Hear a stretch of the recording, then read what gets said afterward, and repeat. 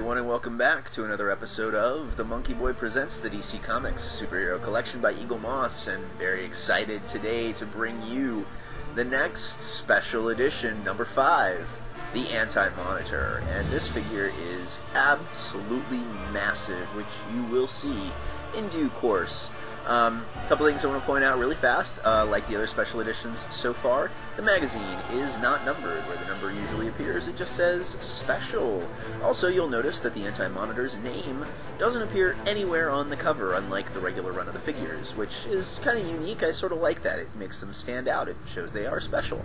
Also, the packaging really quick, since it does come in different packaging than the regular figures. You'll see the front of the box has the seal of approval down in the corner, as well as the Eaglemoss collection logo in bright red. And the sides of the packaging have some unique artwork. It actually matches the cover of the magazine this time, and it has his name emblazoned there. Overall, it's really nice packaging. It, again, makes it unique, stand out a little bit, and it's darker in color than the regular boxes. Yeah, here we go. Let's dive right into, of course, the magazine first, which will tell us pretty much everything we need to know about the character of the Anit-Monitor here. And the original thinking section in this one, of course, is different than the DC timeline. It's really cool, though, because it talks about the multiverse. That's going to be really nice. And then we'll look at this special edition figure itself, giving you the good, the bad, and the ugly. Very pleased with this one. As I said in the previous teaser, or before the previous teaser, the last episode, I was talking about how big this one is, and he really is. He's huge, unlike the previous ones. He's the biggest one so far. Please sit back, relax, and enjoy the DC Comics Superhero Collection by Eaglemoss, Special Edition number 5, the Anit-Monitor. First up, the character section.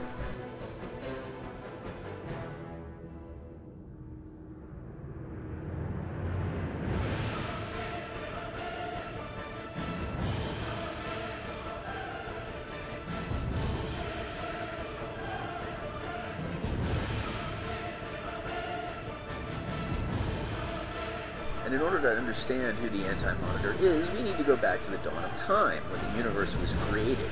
And we learned that there were several universes created all at once, each one parallel to the other, existing just outside of its own existence, with similarities, but also major differences.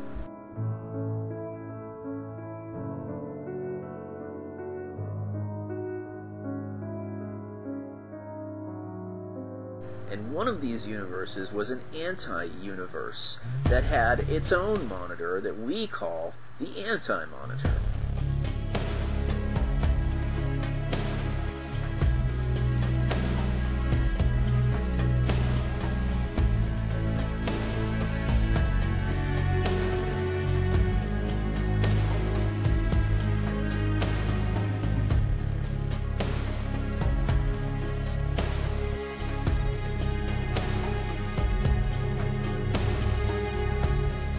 As the Monitor's powers diminished, he enlisted the aid of a young woman named Lila Michaels, a girl he had rescued when she was just a child.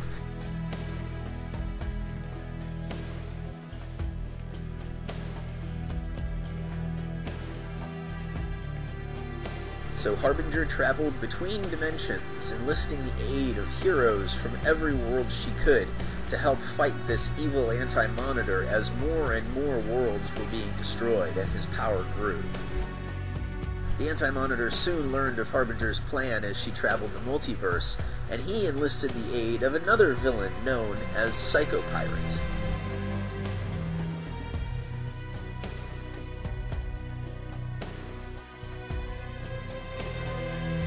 After Harbinger had gathered as many heroes from across the multiverse as she could, they went to war against the Anit-Monitor, even enlisting the aid of the supernatural wrath of God known as the Spectre, who took them to the dawn of time so Harbinger and Monitor could throw the Anit-Monitor into a star as it went supernova.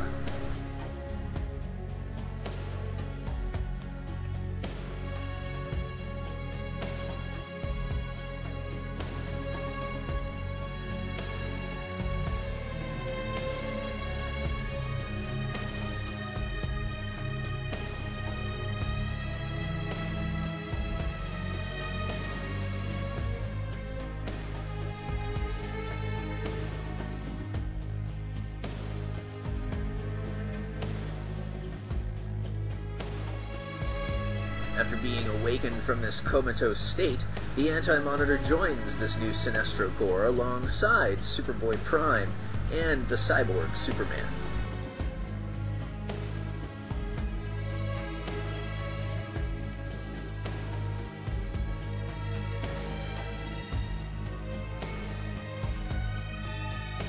It's slowly revealed that the Anti-Monitor is out to destroy the multiverse again, with the exception of his anti-universe.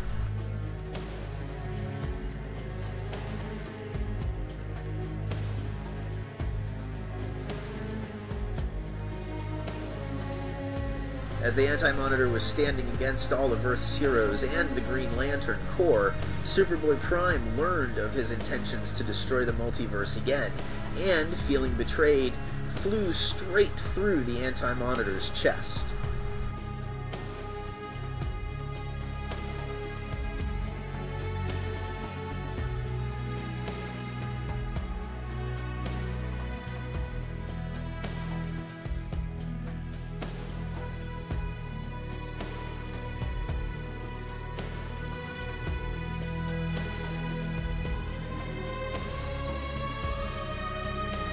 Next, we take a look at some of the Anti-Monitor's classic stories. First up, The Crisis on Infinite Earths.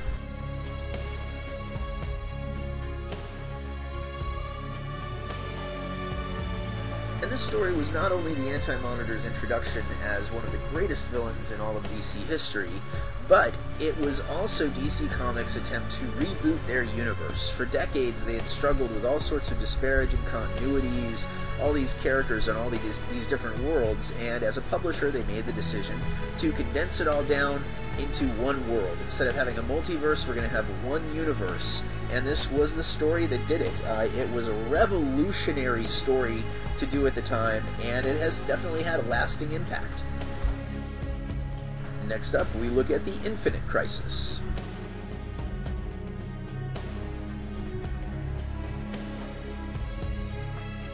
And the impact that the Crisis on Infinite Earths left the DCU lasted for about 2 decades, until the writers at DC Comics got a little bored playing in just one sandbox and wanted to have that multiverse back in which to play. So they came up with a storyline where some of the survivors from this multiverse, namely Superboy Prime and Alexander Luthor, decide they want the multiverse back, and they use the corpse of the Anti-Monitor as a sort of battery to jumpstart the multiverse, and they accidentally jumpstart the Anti-Monitor as well, returning him to being one of the greatest threats in all of the DCU.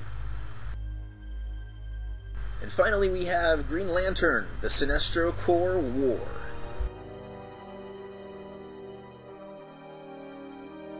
This story finds the newly resurrected Anti-Monitor enlisting with the Sinestro Corps so that he can return to his antimatter universe and hopefully take the new multiverse with him. It takes a combined effort of pretty much every Justice Leaguer you can think of and the Green Lantern Corps to bring this guy down another time, and it's a really epic story, beautifully illustrated, and really worth checking out. Anti-Monitor's Allies and Enemies section features on the first page Harbinger and the Monitor. The next couple pages feature enemies like the Flash and the Spectre. And his fourth page of Friend and Foe features a nice shot of the Superman from Earth 2, also known as Kal-El. Finally, the Original Thinking section gives us a look at the multiverse. Of course, we see the discovery of the multiverse after Barry Allen ran so fast he ended up on Earth 2, meeting his counterpart there, Jay Garrick. And the last couple pages just give us a really cool look at a few of the different parallel Earths that exist.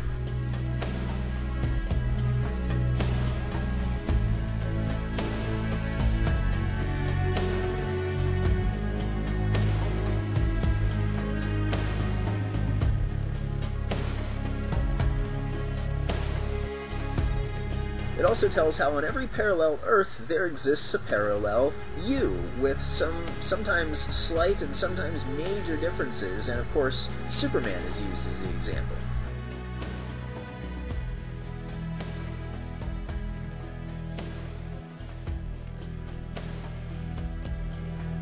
It also talks briefly about the time-traveling hero Rip Hunter and his buddy Booster Gold, and how they travel through these parallel universes, correcting temporal anomalies. Lastly, it talks about some of the possible futures on these parallel Earths, such as the future that exists in the Dark Knight Returns story, as well as the parallel future that exists in one of the greatest stories ever written, Kingdom Come.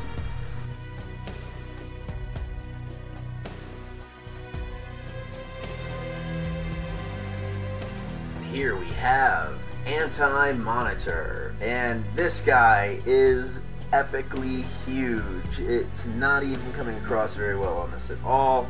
You have no idea how big this guy is. He's just massive. The one complaint I've had about the previous special editions has been the fact that, with the exception of Doomsday and possibly Darkseid, Croc and Bane were sort of on the short side. You know, they were detailed enough, but they weren't really big. This guy, though, the details on him are really nice, even though he looks like he'd be pretty simple. But the size of this guy is enormous. As you can see, the entire thing is a metallic sheen to it.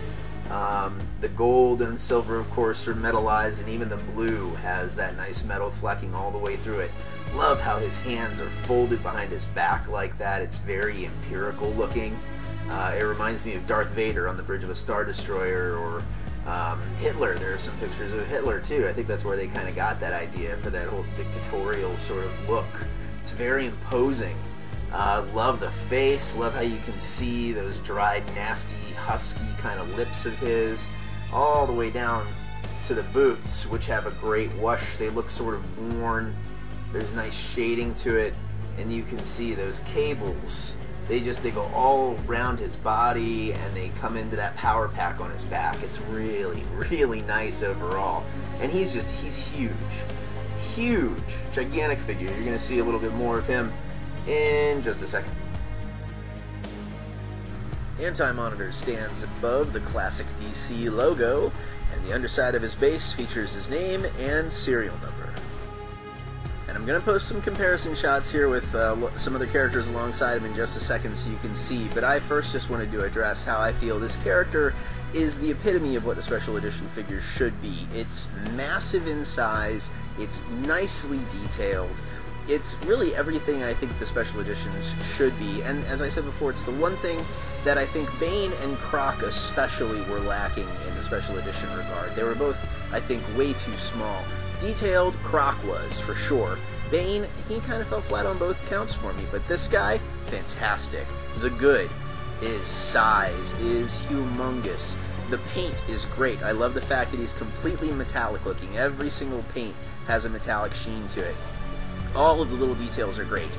And here we go. We'll go ahead and put some pictures up here. Here he is alongside Superman and Flash, so you can just see he is easily twice as big as the regular figures in the line, even against some of the newer ones that I felt were a little too large, like Superboy Prime there, and Sinestro. You know, he's gigantic even next to Superboy Prime. I mean, look at that, and you can also see the similarities between Superboy Prime and Anit-Monitor's costumes there, the armor they wear.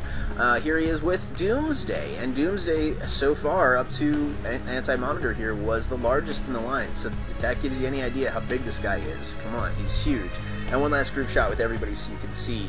He's head and shoulders above everyone else. I mean, he's a whole torso above almost everyone else. It's fantastic.